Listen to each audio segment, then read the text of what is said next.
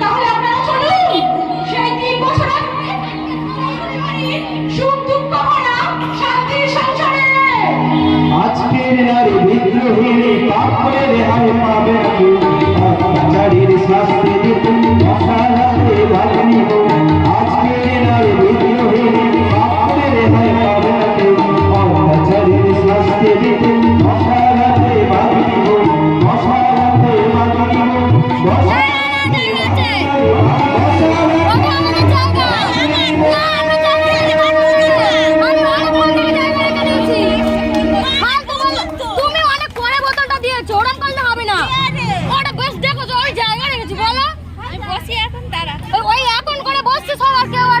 জায়গা ছাড়ছে না।